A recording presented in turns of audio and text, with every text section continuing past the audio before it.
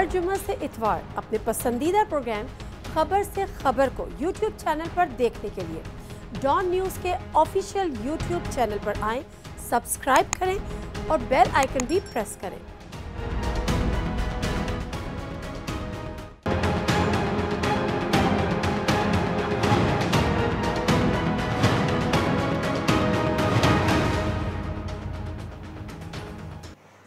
अस्सलाम नाज़रीन, प्रोग्राम खबर से खबर विद नादिया मिर्ज़ा में खुश आमदीद।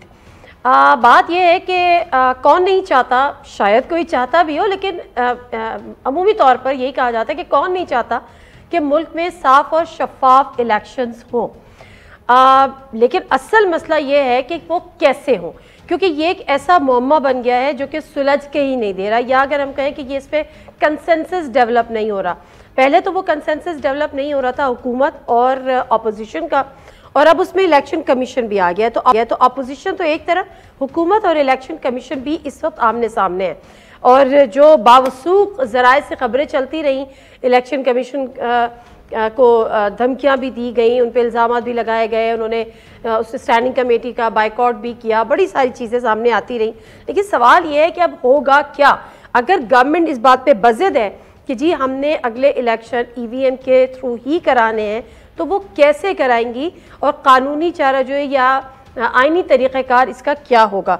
दूसरी बड़ी अहम बात ये भी है कि इसको सुप्रीम कोर्ट में चैलेंज भी कर दिया है, उनकी तैनाती को इलेक्शन कमीशन के। अब इस पर क्या होगा उसके लिए भी तारीख मुकर्रर कर दी है, बेंच में केस भी लग गया है। मतलब मामला जो है वो काफ़ी आगे बढ़ गया है। कहा यह भी जा रहा है कि जी टाइम बहुत कम है, इस टाइम फ्रेम में हार्डली अगर 1.5 साल, पौने 2 साल या 2 साल भी आप कह लें, तब भी इतनी तैयारी मुमकिन नहीं होगी कि इतनी सारी ईवीएम जो है इलेक्ट्रॉनिक वोटिंग मशीन्स हैं वो बन जाएं, अमला ट्रेंड हो जाए, एवरीथिंग। तो ज़रा इस पे आगे डिबेट करते हैं कि आगे क्या होने जा रहा है। जो हमारे साथ पैनलिस्ट हैं उनसे आपका तारुफ करा देती हूँ। अंदलीब अब्बास साहब हमारे साथ मौजूद हैं, MNAI की सीनियर रहनुमा है, पार्लिमानी सेक्रेटरी ऑन फॉरेन अफेयर्स। अस्सलाम वालेकुम अंदलीब साहिबा, बहुत शुक्रिया जी आपके टाइम का। सेनेटर हैं PMLN के डॉक्टर अफनानुल्लाह खान हमारे साथ मौजूद है वीडियो लिंक पे। अस्सलाम वालेकुम डॉक्टर साहब, बहुत शुक्रिया जी आपके टाइम का भी। ससी पलीजो साहिबा हैं, former senator Pakistan People's Party. अस्सलाम वालेकुम ससी साहिबा, बहुत शुक्रिया जी आपके टाइम का भी। अच्छा, तो क्योंकि हुकूमत को जवाब देना होता है और अपोजिशन को सवाल उठाना होता है या एतराज़ करना होता है, तो ससी पलीजो साहिबा ज़रा आपकी तरफ आती हूँ। सबसे बड़ा एतराज़ पीपल्स पार्टी का ईवीएम को लेकर, इलेक्ट्रॉनिक वोटिंग मशीन को लेकर। बहुत शुक्रिया नादिया। देखें, हम तो हमेशा इलेक्टोरल रिफॉर्म्स के हक में रहे हैं। हम वो पार्टी है जो जिससे आइन बनाया और मुत्तफ़क़ा तौर पर उसके लिए काविशें की और पाकिस्तान को पहला मुत्तफ़क़ा आइन दिया। तो अब भी हम चाहते हैं जो चीज़ भी हो, जो भी इदारा चले, वो आइन के तहत चले। और इलेक्टोरल रिफॉर्म्स के हवाले से 2017 में भी जो एक्ट आया था, उसके हवाले से भी जो हमारी रिकमेंडेशंस थी, PTI की भी थी, PMLN की भी थी, लेकिन हमने उसमें इनपुट भी दिया अपनी स्ट्रांगली, जो चीज़ हम समझते थे कि बेहतर कर सकती है। पाकिस्तानी इलेक्शन कमीशन किया, इलेक्शंस के हवाले से बहुत सारे सवालात माजी से लेकर अब तक उठते रहे हैं।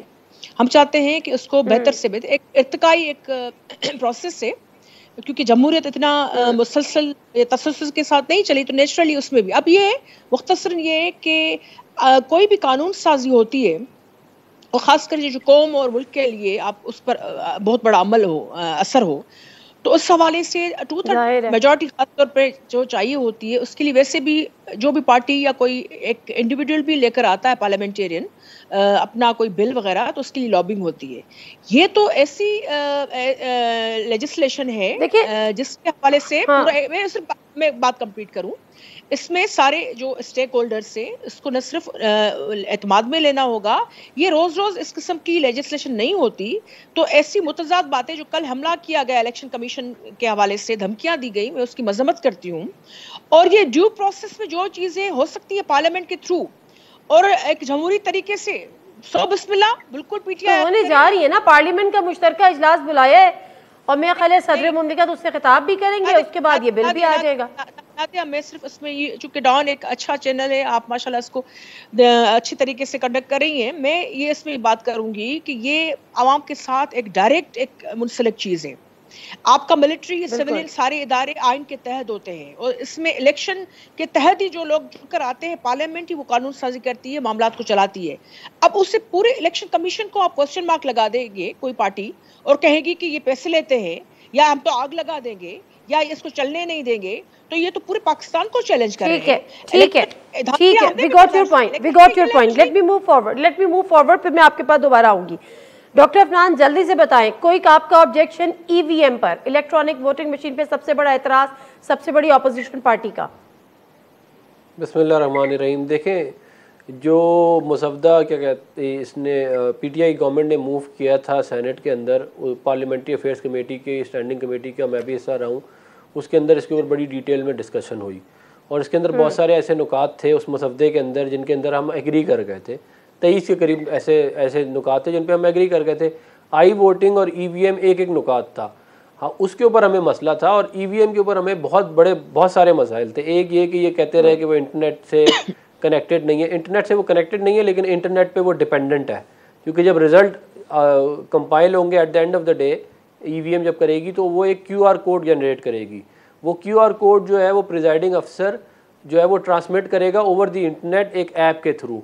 अगर आप उस ऐप को हैक कर लेंगे तो आप रिज़ल्ट चेंज कर सकते हैं। ये बात हमने इनको बताई, ये सारी मैंने खुद वहाँ पे बैठ के टेस्टिंग भी की और भी बहुत सारे मसाइल थे ईवीएम के साथ जो हमने इनको बताए कि देखिए, अगर आप इसकी इम्प्लीमेंटेशन आपने करनी भी है तो इसको ग्रेजुअली इम्प्लीमेंट करें, उससे सीखें आप। और सबसे इम्पॉर्टेंट चीज़ ये होती है कि कोई भी अगर आप नई टेक्नोलॉजी लेके आ रहे हैं, जो मेन आपके जो प्लेयर्स हैं उनको आपने ऑन बोर्ड करना है और उनमें सबसे ज़्यादा important election commission of Pakistan है।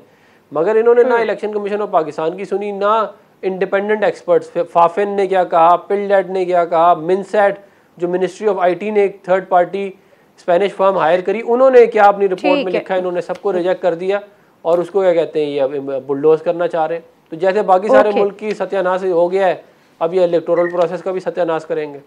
तो पहले इलेक्टोरल प्रोसेस यानी बिल्कुल सही था, पहले जो है वो इससे तो बेहतर था ना कि इलेक्शन से 2 साल पहले ही कंट्रोवर्सी शुरू हो गई है।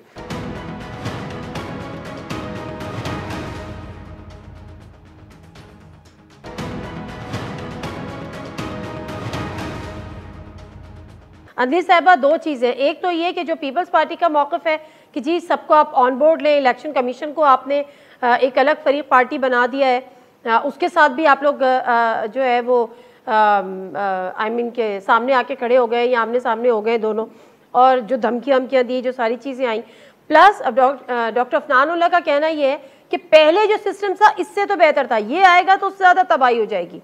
Your stance, your take, Andeep साहिबा। शुक्रिया नादिया। असल में बात क्या है, इससे हमें तो जिसको कहते हैं अवाम को बताने की ज़रूरत नहीं है, अवाम खुद देख रही है। और अगर आप जाएं तो आपको पता चल जाएगा कि वो आपको कहेंगे कि जी मसला ये नहीं है कि ये चाहते हैं कि धांधली ना हो, मसला ये है कि ये चाहते हैं कि ये ना हो कि वाकई धांधली ना हो। क्योंकि अगर धांधली ना हुई तो इनका वही हाल होगा जो इनका हाल हुआ है। क्योंकि आपको याद है, इसमें सबसे बड़ा नंबर 1 पॉइंट है नवाज शरीफ साहब की स्टेटमेंट्स और जरदारी साहब की स्टेटमेंट। नवाज शरीफ साहब ने तो कितनी दफा कहा है कि 70 के बाद कोई इलेक्शन जो है फ्री एंड फेयर नहीं हुआ, और अगर फ्री एंड फेयर नहीं हुआ तो वो इस बात को बिल्कुल मनोअन मान रहे हैं कि 3 दफा वो धांधली से आए, 4 दफा पीपल्स पार्टी धांधली से आए। अब अगर वो 7 दफा हुकूमत में ये दोनों मिलके आ चुके हैं तो वो क्यों चाहेंगे कि ये निज़ाम चेंज हो? वो रोएंगे जरूर, कहेंगे निज़ाम गलत है, लेकिन जैसे ट्रांसपेरेंसी की तरफ जाएगा ये सारे इकट्ठे हो जाएंगे। नंबर 2, लेकिन अगर ऐसे ही है तो पिछले 2018 के इलेक्शन में आप कैसे आ गए? मैं यही तो कह रही हूँ कि जैसे जैसे निज़ाम बेहतर होने की सूरत में जाएगा, तो इन्होंने खुद कहा किसी दफा बेहतर था, तो वो उसका इसके ये खिलाफ हो जाएंगे। क्योंकि बात क्या है, बात ये है कि जो इस वक्त दुनिया के अंदर, ये सेनेट के अंदर क्या हुआ, ये पिछले 30 साल से हाँक रहे थे कि जी शो ऑफ हैंड्स होना चाहिए। नवाज शरीफ ने खुद कहा कि शो ऑफ हैंड्स होना चाहिए 2016 में, और उसके बाद जब हमने कहा, क्योंकि हॉर्स ट्रेडिंग ये खुद कहते हैं होती है, इनको डर लगा कि अगर हॉर्स ट्रेडिंग बंद हो गई तो ये रह जाएंगे, इन्होंने वो नहीं होने दिया।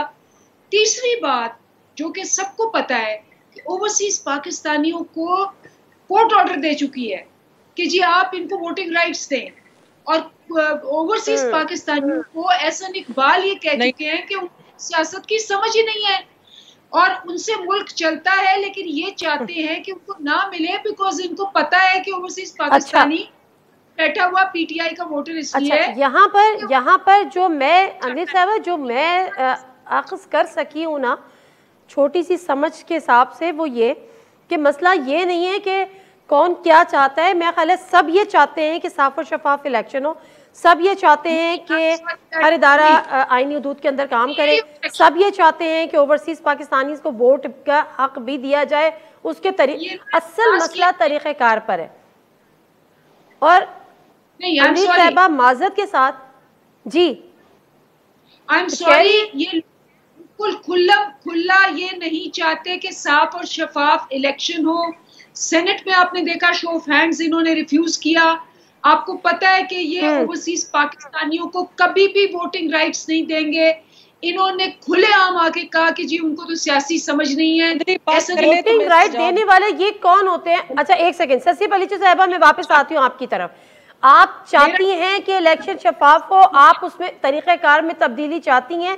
आपसे मुराद आपकी पार्टी इलेक्टोरल रिफॉर्म्स चाहते हैं, नहीं चाहते, प्लस ओवरसीज पाकिस्तानी की जो राइट ऑफ वोट है उस पर आपका स्टांस क्या है? नादिया, मुझे थोड़ा सा अगर बगैर इंटरप्रिटेशन के इसके इंटरप्शन के थोड़ा सा टाइम मिल जाए तो मैं बात, चूंकि ये बड़ा अहम, हाँ, ओवरसीज को कोई कोर्ट ने नहीं कहा था कि इनका हक दिया जाए या किस तरह, क्योंकि मैं उस वक्त चेयरपर्सन थी पार्लियामेंट्री कमेटी की, और ये जेंडर गैप पर भी सबसे ज़्यादा उस वक्त कमेटी ने काम किया। ख़वातीन की रजिस्ट्रेशन को हमने बढ़ाया इलेक्शन कमीशन के साथ, और ओवरसीज के आई वोटिंग पर भी भेद खुले कि जो पायलट प्रोजेक्ट था उसमें बड़े घपले हुए, बड़ा एक्सपेंसिव था वो प्रोग्राम, उसको हैक किया गया और ये पाकिस्तान की सालमियत पे एक तरह से एक हमला था और उसको कोई जस्टिफाई नहीं कर सकता था। तो कोर्ट ने पार्लियामेंट को, यानी हमें स्टैंडिंग कमेटी को भेजा, पार्लियामेंट को भेजा, मतलब उन्होंने हमें कहा कि इस पर आप राय दें, और हमने भी कहा पार्लियामेंट राय देगी। कोर्ट ने कहा हम पार्लियामेंट के कामों में हम मदाखलत सुप्रीम कोर्ट ने कहा नहीं कर सकते, और हमारे सारे मेंबर्स वलीद इकबाल साहब, फारूक नायक साहब, सारे हमारी, मेरी रिपोर्ट अभी पढ़ी है। और अंदलीफ साहबा कहती हैं कि इलेक्शन सबसे ज्यादा वोट चुराए गए या डाका पड़ा है जिस पार्टी के वोट पर, वो पाकिस्तान पीपल्स पार्टी है। हम तो विक्टिम रहे, इसके बावजूद हमने जमहूरी जंग जारी रखी क्योंकि हम आइन के तहत चलने वाले लोग हैं। दूसरी चीज ये कि आरटीएस के हवाले से भी सबसे ज्यादा पहली रिपोर्ट, अभी इलेक्शन नहीं हुए थे, उसको हेड में ही कर रही थी इसी कमेटी को, सारे आजम सवाती को सब समेत सबको हमने बुलाया था, सारी पार्टीज बैठी, और आरटीएस के हवाले से जो भी एतराज़ात थे, खदशात थे, जो आखिर में सही साबित हुए, इस हवाले से आज तक पीटीआई ने कोई कदम उठाया नहीं उठाया है। क्या रिपोर्ट ले हुई? नहीं रैली। क्या इलेक्शन कमीशन की तरफ से जो नुकात उठाए गए थे, क्योंकि ये अचानक से तो बिल नहीं आया, पहले ही ऑर्डिनेंस आया, उसके बाद जब उनको मुंह की खानी पड़ी तो फिर 2 बिल लेकर आए। 2 बिल में जब उन्होंने जल्दीबाजी में जो है कौमी असेंबली से करने चाहा तो खत लिखा इलेक्शन कमीशन ने कि हमें स्टैंडिंग कमेटी में उस वक्त सुना भी नहीं गया था, और इतनी शिकें जो है वो आइन के मुतसाद में ये उसमें 219 भी आ जाता है, 222 ये जो रजिस्ट्रेशन के हवाले से, हल्का बंदियों के हवाले से बहुत सारी चीजें हैं। ये बहुत इसमें if you go through it, obviously I am sure that you must have gone through it, क्योंकि आपकी रिसर्च होती है ऐसी चीजों में। अब ये फिर से वही पॉइंट्स लेकर आए हैं फिर से, और अभी जो कमेटी बैठी है उन्होंने एक मेंबर इजाफी तौर पर डालकर बैलेंस खराब करने की कोशिश की, और फिर आजम सवाती साहब ने आकर धमकियां दी, फिर इलेक्शन कमीशन को जो है वो जाना पड़ा, और अब जो है उन पर तो न सिर्फ कंटेम्प्ट लगना चाहिए। देखिए, हम चाहते हैं इलेक्टोरल रिफॉर्म्स हो, ईवीएम जो है या आई वोटिंग है, ओवरसीज को बिल्कुल राइट्स मिलने चाहिए। आई वोटिंग, ईवीएम, ये पाकिस्तानी इंतखाबात पे असरअंदाज होंगे, दुनिया में ये जगह। अच्छा, तो आपके पास, अच्छा एक सेकेंड ससी बलीचो साहिबा, मेरा सिर्फ पॉइंट ये है कि चलें, आप कहती हैं कि ईवीएम असरअंदाज होंगे, पीएमएलएन भी यही बात करती है, तो फिर दूसरे इलेक्शन आप कहते हैं जी हमारे वोटों पे डाका भी पड़ा, तो फिर आप कोई प्रपोजल दें ना, आपकी नजर में क्या किया जाए? दिए देखें, इलेक्शन ईवीएम जो है इस वक्त पाकिस्तान जिस मरहले में है, हम फर्स्ट वर्ल्ड कंट्री नहीं है, हम डेवलपिंग कंट्रीज हैं, हमारे बहुत चैलेंजेस माइनस कर दे, माइनस ईवीएम। देखें, प्री पोल रिगिंग होती है नहीं होती है, पोलिंग डे पे रिगिंग होती है नहीं होती है। यहाँ तो बेनजीर भुट्टो इनकम सपोर्ट जिसको उन्होंने एहसास का नाम दिया है, वहाँ एक जो बूढ़ी अम्मा सवा से या ये ठट्टा से या रिमोट एरिया से आती है जब अपने पैसे लेने के लिए बायोमेट्रिक्स के लिए, वो प्रिंट ही वो नहीं पढ़ सकता मशीन, उसके 10 लोगों को आना पड़ता है। क्या वो 10 लोग आकर बूथ में बैठेंगे? अच्छा, क्या ये असरदार होने वाली? ठीक है, रिमोट ठीक है। मैं ये जानना चाह रही थी कि हो सकता है कि आपके पास इसका कोई मुतबादिल हो, तो जरा रुक जाए, मैं वापस आती हूँ, मशीन के अलावा मैं वापस आऊंगी सिर्फ साहिबा, मैं वापस आऊंगी। रिफॉर्म्स का बहुत बड़ा जहान है जिस पर काम किया जा सकता है। ठीक है, मैं वापस आऊंगी। डॉक्टर अफनान साहब, आपके पास कोई मुतबादिल है? क्योंकि अब ये 5 चीजें हैं जो कि रिफॉर्म इंतखाबी इस्लाहात का जो बिल मंडे को जब पेश होगा, चौथा पार्लिमानी साल शुरू होगा, सदर मुमलिकत उससे खिताब करेंगे, उसमें e voting for overseas Pakistani, senate election through open ballot, vote taking 60 days के अंदर अंदर ज़रूरी होगी, फिर एनुअल कन्वेंशन और ईवीएम। अब मसला ये कि इनमें से अगर सब पे आपके एतराज़ात हैं तो आपके पास मुतबादिल के तौर पे कोई तजवीज़ है? क्योंकि इलेक्शन का रोना तो हर कोई रोता है, धांधली का रोना तो हर कोई रोता है। देखिए, हमने जो मैंने बताया था आपको, जो स्टैंडिंग कमेटी है पार्लियामेंट्री अफेयर्स की सेनेट की, उसके अंदर हमने बहुत सारी ऐसी चीज़ें थी जो इन्होंने पेश की। जैसे मिसाल के तौर पे इन्होंने कहा कि वोटर लिस्टें जो हैं वो यूएसबी में मिलनी चाहिए, जो भी इलेक्शन लड़ रहा है उसको। हमने कहा हाँ बिल्कुल ठीक है। इस तरह की और भी बहुत सारी तजवीज़ थी जो हमने कहा बिल्कुल ठीक है, उनके ऊपर अमल दरामद होना चाहिए। लेकिन अगर कोई अब कहे कि जी ईवीएम करना है और करना भी 2 साल के अंदर है और पहले कभी किया हुआ भी नहीं है और ज़बरदस्ती करना है, और इस मुल्क में लोग भूखे मर रहे हैं, लोगों पर खाने के लिए नहीं, लोगों को ईवीएम खिलाएंगे ये लोग। मतलब इन लोगों की आप प्रायोरिटीज़ चेक करें कि इनको असाइनमेंट दे दी है कि हर दफ़ा तुम लोगों को हम इस तरह तो नहीं जितवाएंगे कि 3,70,000 जवानों को हम पोलिंग स्टेशनों में घुसा के हम तुम्हें जितवाएं, तो तुम अब एक नया सिस्टम लाओ जिसको हम आराम से क्या कहते हैं हैक कर सकें। ये सारा मसला है। इन लोग ये छलांगे इसलिए मार रहे हैं। किसने कह दिया? इनको पिछली दफा इलेक्शन जितवाया गया है ना, ये कहते हैं। ये तो खुद ये तो किसी ये बैसाखियों से ये लोग आए। इलेक्शन अभी से बेहतर होते थे। मैं ये कह रहा हूँ कि ईवीएम से और मसाइल पैदा होंगे। पिछला निज़ाम जो है वो ईवीएम से बेहतर है, मैं ये कह रहा हूँ। मैं ये नहीं कह रहा कि पिछला निज़ाम को परफेक्ट है। अच्छा, मेरी गुजारिश सुन ले, मेरी गुजारिश सुन ले, मेरी गुजारिश तो सुन ले। जी जी जी, मैं ये कह रहा हूँ कि बात ये है कि कुछ सर पैर होना चाहिए दलील का। आप ये कह रहे हैं कि हम बेनिफिशरी हैं सिस्टम के, आप खुद तो हुकूमत में बैठे हुए, आप कैसे हुकूमत में आ गए अगर हम इस सिस्टम के बेनिफिशरी हैं? आप भी तो आए हैं ना, क्या कहते हैं। तो ये बातें मतलब अपनी दलील बनाने से पहले उसका लॉजिक तो मतलब मैं और दूसरा मैं ये कह रहा हूँ आपके मसला ये है अफनान साहब, मैं वापस आऊंगी, मैं एक ब्रेक के बाद वापस आऊंगी। अंदीप साहब से जरा मुझे डिटेल बात करनी है। ये है कि तो रिजेक्ट तो कर रही है, लेकिन ऑपोजिशन के बाद इसका ऑल्टरनेटिव नहीं है। बहुत सारे एतराज़ात ऑपोजिशन के वैलिड भी होंगे, लेकिन ऑल्टरनेटिव की तरफ नहीं जा रहे। ब्रेक ले लेती हूँ, ब्रेक से वापस आती हूँ, फिर मैं ये पूछूंगी अंदीप साहिबा से। पहले तो ये कि इलेक्शन कमीशन के साथ भी क्यों इस तरह से उनके आमने सामने भी आके खड़े हो गए, उन पर भी इल्ज़ामात की बौछार कर दी।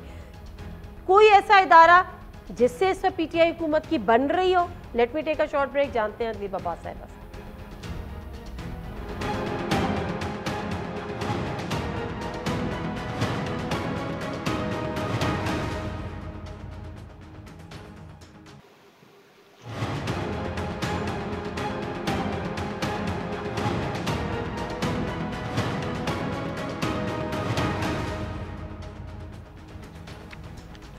जी नाज़रीन, प्रोग्राम खबर से खबर विद नादिया मिर्ज़ा में एक दफ़ा फिर खुशामदीद। अंदीप साहिबा, ज़रा मुझे बताएं, इलेक्शन कमीशन के साथ क्या हुआ?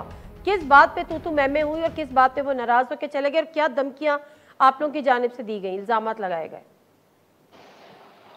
खुद ही बता। बात ये कि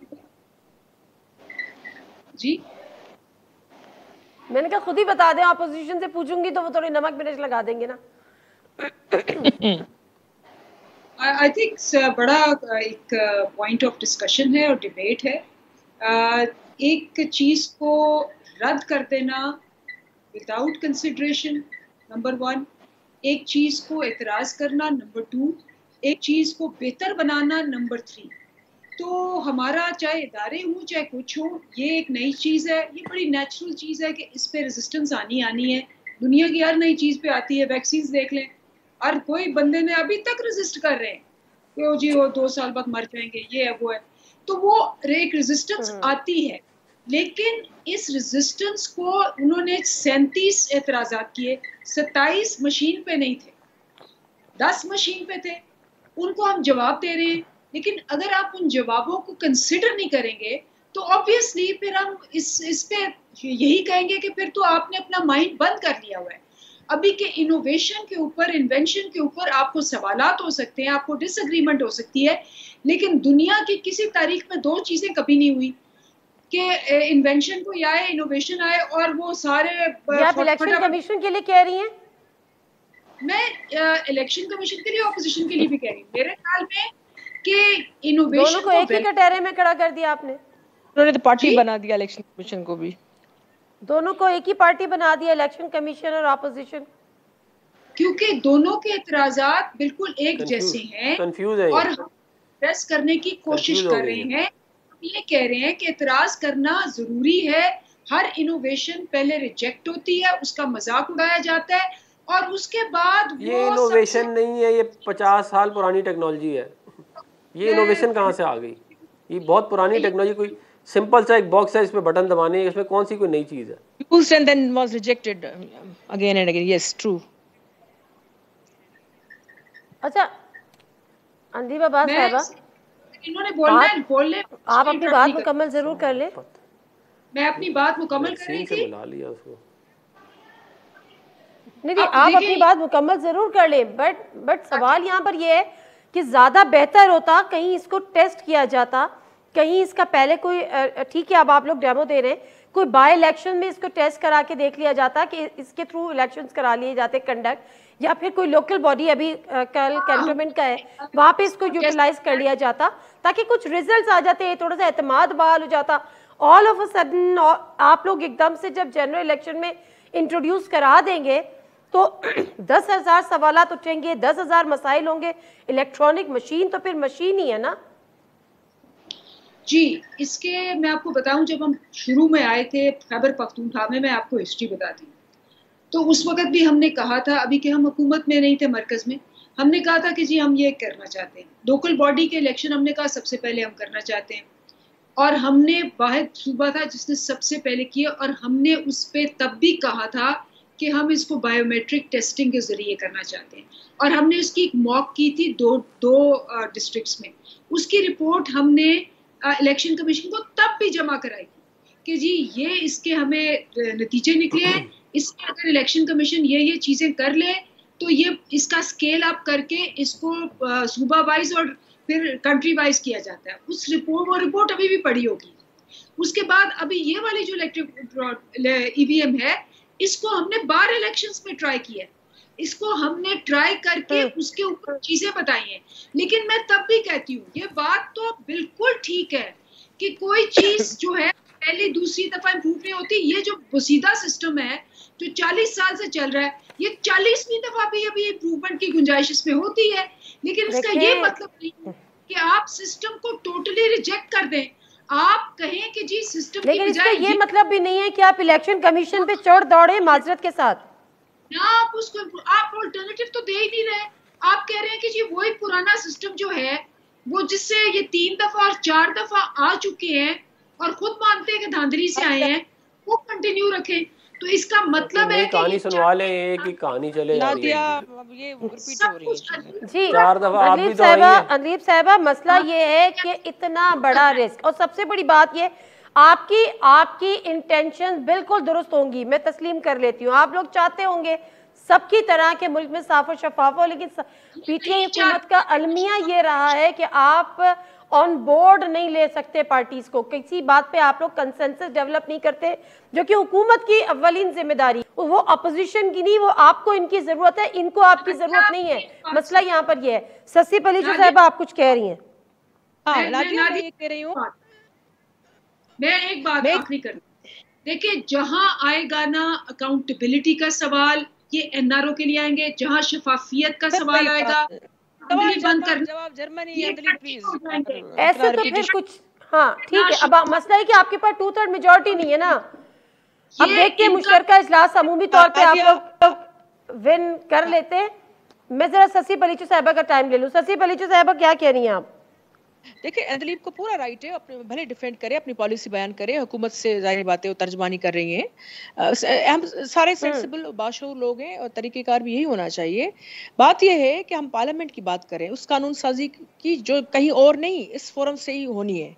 अब बात यह है कि खुद अंदलीब ने कहा कि ये जो है 37 में से 27 चक्कें जो है वो अलग से थी पॉइंट्स उनके, और सिर्फ जो इतने जो है ईवीएम्स के हवाले से। ईवीएम एक हिस्सा है लेजिस्लेशन का जो मुतारफ किया गया है बिल में, लेकिन जो 27 पॉइंट्स वो भी बड़ी अहम है, जो मुतसादम है आइन से, आइन की क्लियर वायलेशन से, और उसको हम जो है कर रहे हैं। अब ये मुश्तरका इजलास भी नादिया बुलाएंगे ना, इसमें जोर जबरदस्ती से प्रेशर डाल के दो लोग यहाँ वहाँ, ये इस किस्म की लेजिस्लेशन नहीं है, ये रोज रोज नहीं होती। इसमें क्या होगा पूरी दुनिया देखेगी, पूरे इदारे जो है इंटरनेशनल फोरम्स देखेंगे, और उसमें ये होगा कि या तो पाकिस्तान कोई और निज़ाम की तरफ जाना चाहता है, या जमहूरी निज़ाम से पाकिस्तान के कुछ लोग भागना चाहते हैं, या पार्लियामेंट को ये बंद करके ताला लगाकर कुछ और किसी खदशा तो भरते हैं ना। ये एक सेंसिटिव चीज़ है, इस पर बिल्कुल स्टेक होल्डर्स को जो है बिठाना पड़ेगा, बिल्कुल बात करनी पड़ेगी। देखिए, इन्होंने बड़ी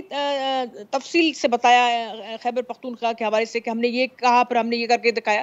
देखिए, उनके मैनिफेस्टो जो है इस्लामिक वेलफेयर स्टेट के हवाले से, उसके चैप्टर्स खुद आप देख लें पीटीआई के हवाले से, उस पर एक पर भी अमल नहीं किया पीटीआई ने। और अभी जो ये सूरत हाल है कि जो एनएफसी से लेकर सारे मामला, उस पर तो इतनी संजीदगी दिखाते, तो उस पर और क्या, इस पर सिर्फ ईवीएम पे जोर है, जो धांधली का यानी खास मंबा बनी हुई चीज।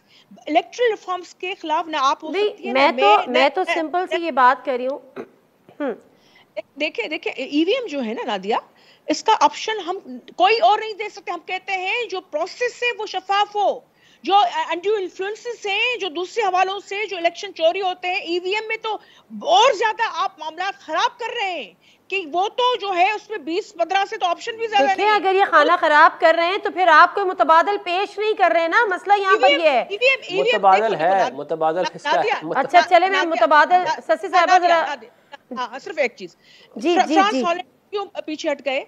ये कोई नई चीज नहीं है, ये अफरान साहब ने सही बात की, उन्होंने एक करके देखी चीज, उसमें और भी ब्लंडर्स हो रहे थे, वो पीछे हट गए। ये पुरानी एक जो है एक प्रोसेस का हिस्सा था जिसमें क्वेश्चन मार्क ज्यादा बड़े। पाकिस्तान तो इत्तकाई हवाले से अब ये बहुत सा अब सिस्टम और पीछे हटने की जहां तक बात है ना ससी साहिबा, मुझे डॉक्टर अफनान से बात करने दे। मीसाक़े जमहूरियत में पीपल्स पार्टी PMLN साइन करते हैं, लिखते हैं सेनेट इलेक्शन जो है वो शो ऑफ हैंड से होंगे, बैलेट पेपर्स के वो कर देंगे, उस पर आप लोग पीछे हट गए।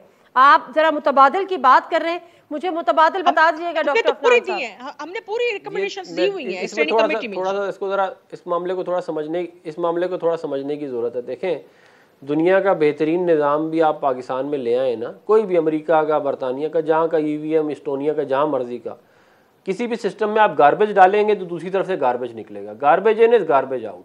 मसला निज़ाम का है ही नहीं, मसला उस सोच का है जिसके तहत RTS को बिठाया गया, मसला उस सोच का है जिसके तहत PTI के अंदर इलेक्टेबल्स को घुसाया गया, लोगों को धमकियां दी गई, प्री पोल रिगिंग की गई। मसला तो उसका है। आप चाह रहे हैं कि हम उसको और, लेकिन आपको आरओ याद नहीं है जो जरदारी साहब ने फ्लोर ऑफ द हाउस कहा था कि ये आरओ का इलेक्शन। मुझे अगर आपको आरओ याद है तो आपको ये याद है कि इमरान खान ने 2013 के इलेक्शन को एक्सेप्ट किया था। जब उनकी पहली वीडियो आई थी उन्होंने एक्सेप्ट किया, उसके बाद साल बाद उनको बुखार चढ़ गया कि नहीं वो 4 हल्के खोल दो, तो 4 हल्कों से बात, वो 4 हल्के खोले और हम जीत गए 3 में। ये भी हुआ है, कहते सारी दुनिया ने देखा। और फिर कहते रहे 35 पंक्चर हैं, बाद में कहा वो तो सियासी बात थी, ये भी सारी दुनिया ने देखा। एक मुख्तसर सा ब्रेक ले लेते हैं, ब्रेक से वापस आते हैं तो बहस का यहीं से आगाज करते हैं।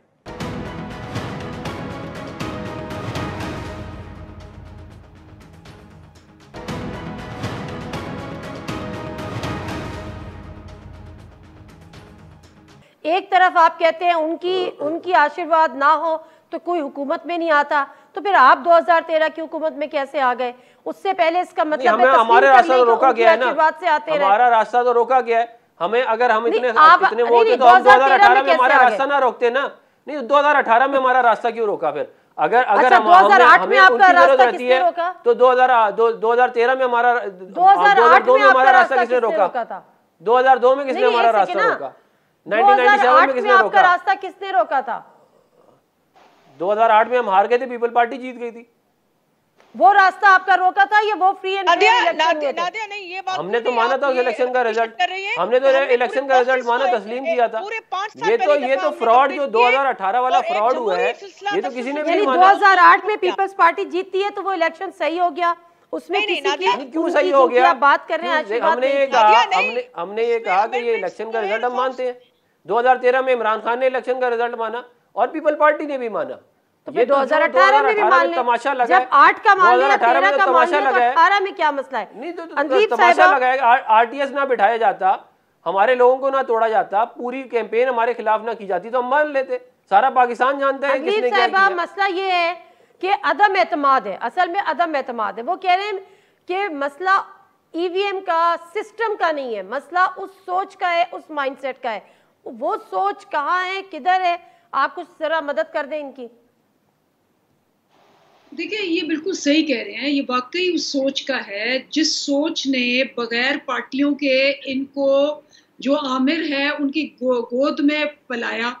मतलब एक जो पीपल्स पार्टी है वो 6 साल फॉरेन मिनिस्टर रहे अयूब खान के, और ये बगैर पार्टी के सीधा आए और ये बन गए फाइनेंस। आप किसकी गोद में इस वक्त?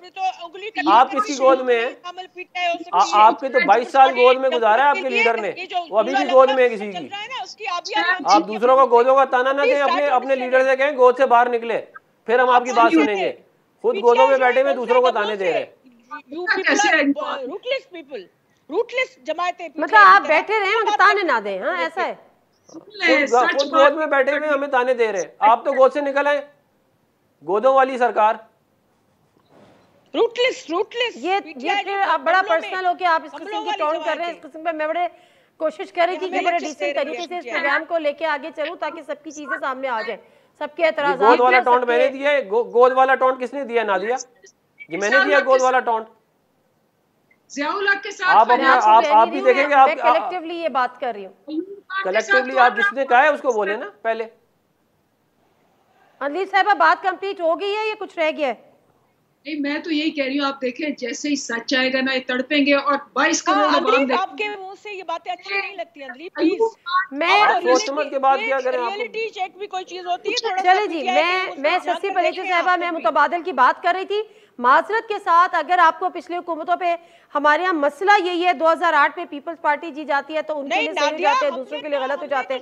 ये तसलसल के साथ चीजें चल रही हैं। नहीं, जमहूरी निजाम के लिए आबियारी की हमने, जो अभी अंदलीफ साहबा कह रही थी, इससे बड़ा तो झूठ कोई होगा ही नहीं। हमने, हमारे लीडर्स ने शहादतें दी हैं। ये बोनसाई गमलों में ये जमायतें जो पीटीआई जैसी आके हमें लेक्चर देती है, this is something I do not comprehend. जो what kind of democracy they are talking about, you know. इनको बताएं, इनका चलें, ठीक है। पाकिस्तान की जो सारी प्रोसेस में जो जमहूरी अमल है, इनमें इनका कंट्रीब्यूशन है क्या, जो आज हमें लेक्चर दे रहे हैं? अंदलीफ जैसे कुछ कंट्रीब्यूशन है पाकिस्तान पीपल्स पार्टी का कंट्रीब्यूशन है, पीएमएलएन का कंट्रीब्यूशन है, पीटीआई का कंट्रीब्यूशन है। लेकिन इतना तहम्मुल और इतना सब्र करें, एक दूसरे को बर्दाश्त करें। हार जाते हैं, हार तस्लीम कर लें, जीत जाते हैं, जश्न मनाएं जी, किसने रोका है? मुख्तसरन ये कि असल, बहुत शुक्रिया अंदलीफ साहिबा आपका भी, डॉक्टर अफनान साहब आपका भी, सस्सी साहिबा आपका भी। मुख्तसरन ये कि यहाँ पे एतमाद का फुकदान है और ये भी हकीकत है, इसमें भी कोई दो राय नहीं है कि बहुत सारे लोगों को सूट नहीं करते फ्री एंड फेयर इलेक्शन भी, क्योंकि यहाँ पर मसला सिर्फ वोटिंग डे का नहीं है। जो वोटिंग लिस्ट बनी हुई है उसमें कितने बोगस वोट्स हैं, उनका किस तरह से तरीक़ेकार इस्तेमाल होता है। तो यहाँ पर पूरी सिस्टम की ओवरऑलिंग की ज़रूरत है। लेकिन फिर वो बात आ जाती है कि ओवरऑलिंग कोई भी एक पार्टी या एक हुकूमत की पार्टी अलग नहीं कर सकती। यहाँ पर थोड़ा सा वसी दिल करना होगा, खुला दिल करना होगा। हुकूमत को पहले स्टेक होल्डर्स को एतमाद में लेना होगा। हर एक को अपना दुश्मन बनाते जाएंगे तो इस तरह से ये सिस्टम ठीक नहीं होगा। प्रोग्राम से दीजिए नादिया मिर्ज़ा को इजाज़त। अल्लाह हाफ़िज़।